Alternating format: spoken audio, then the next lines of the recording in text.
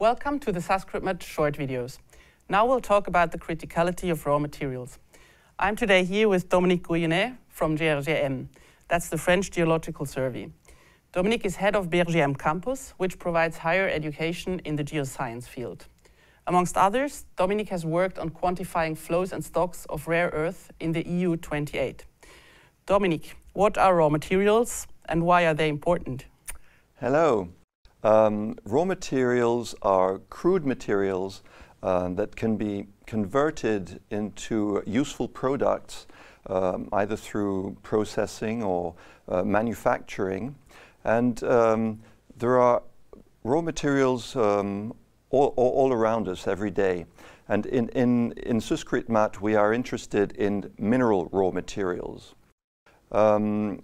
Around us, there are, of course, the metals that we use in cars, buildings, bridges, etc. But, for example, in the room where we are right now, we're surrounded by mineral raw materials. There's, for example, the gypsum in the plaster in the walls. There's silica in windows. There's carbonates and silicates in the bricks and concrete that make up the buildings. During the 20th century, there's been literally an explosion of the consumption of so-called specialty metals. Those are associated with high technology applications. For example, indium in the touch screens of our smartphones, tellurium or gallium in the solar panels, neodymium and dysprosium in permanent magnets that are used for wind turbines, lithium, cobalt for energy storage, etc., etc. Consumption of these elements has seen very high annual growth rates, maybe 5% or more. But the consumption of more common metals, such as copper or aluminium, for example, is also strongly on the rise.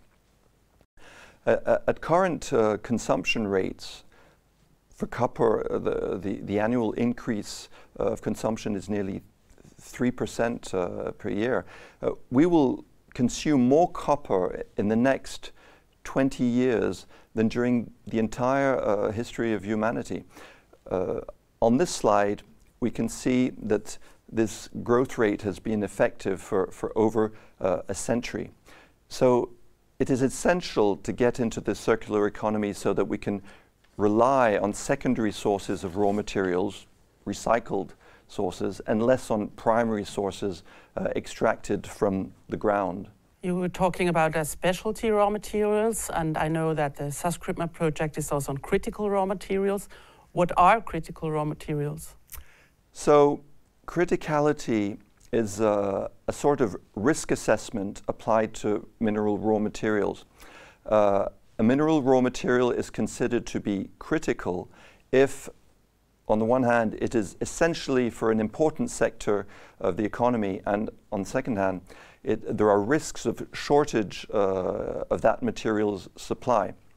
And the big buzz around criticality really took off, at least in the media, in the year 2011, when there were geopolitical tensions between China and Japan over ownership of the Senkaku Islands in the East China Sea. And this led to reduced Chinese exports of rare earths.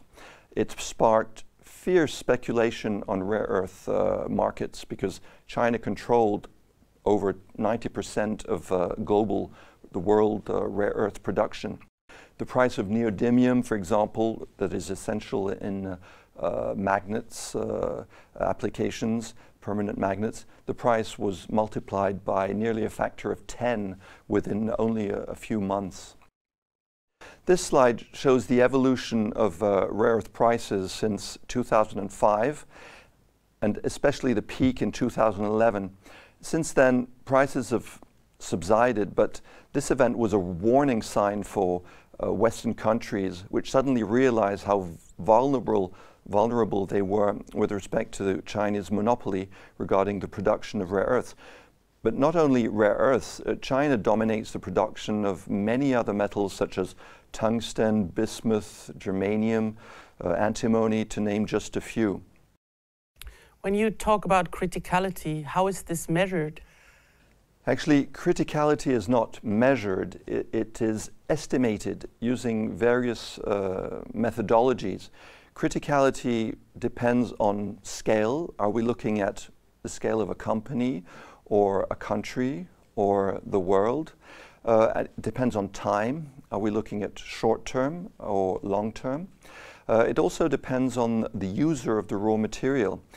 What is critical for one company, for example, a car manufacturer, is not necessarily important for another, for example, a solar panel producer.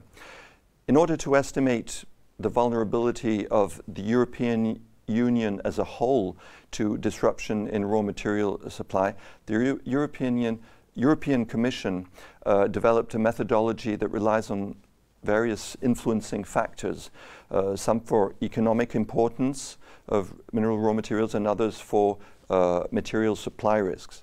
For example, which applications use this raw material? Are these applications important for the European economy? Is there a monopoly in terms of production of this raw material?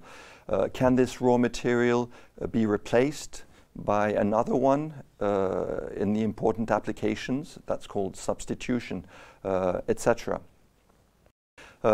Estimators of economic importance and supply risk are then plotted on an XY plot, and a threshold is defined to highlight which raw materials should be considered critical. This slide shows the results of the European Commission's criticality analysis published in 2017. Then which raw materials are critical? Again, the answer depends on whom you ask. Criticality is not an intrinsic property of a raw material, but depends on the user. The list established by the European Commission in 2017 for the vulnerability of Europe as a whole highlights a certain number of raw materials as particularly critical for Europe. For example, light rare earth elements, especially neodymium and praseodymium, that are used to make permanent magnets found in electric vehicles, wind turbines, etc. Heavy rare earth elements, especially dysprosium and terbium, also for magnet applications. Magnesium for special light alloys, for example in transportation to reduce weight and hence fuel consumption. Antimony, which is a flame retardant in plastics, textiles, etc. Phosphorus, an essential element for all life. Phosphate is a major component of fertilizers in agriculture. Tungsten, used for high-strength cemented carbide tools, but also for special alloys for aeronautics, etc. The European Commission updates its critical raw material list every 3 years or so. There have been proposals, for example, by the University of Yale in the US to develop a common criticality assessment methodology, but this was not followed up for the time being. Can't we solve this scarcity issue by recycling? Well, recycling is definitely a part of the solution, but and it should be developed as much as technically and economically feasible. But when demand for a raw material is rapidly increasing, as in the case of critical raw materials, recycling can only satisfy part of the demand. This is because when you buy a product, you don't throw it away immediately for it to be recycled. You use it and discard it only after a certain time. But during that time, demand has increased. So when your product becomes a waste, the waste stream can only cover part of the demand. So when demand is high, primary resources, those that are extracted from the ground, cannot be avoided. So this puts the emphasis on another pillar of the circular economy, sustainable supply. Mining activities must increase their environmental and social footprints at all stages of a mine's life cycle. This slide shows a large gold mining site in the south of France before and following remediation. So there, in terms of mining governance, a lot of work was done to remediate properly. This slide, on the other hand, shows child labor in cobalt mines in the Democratic Republic of Congo. So they're illustrating very poor governance.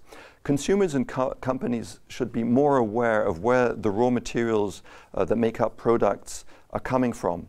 A lot of raw materials in the products we use every day are imported from countries where the social and environmental standards are very low. And so in a sense we are shifting, we're exporting the emissions related to the raw materials that we're using. And that situation needs to improve. Thank you very much, Dominique, for this introduction on criticality and the surrounding issues.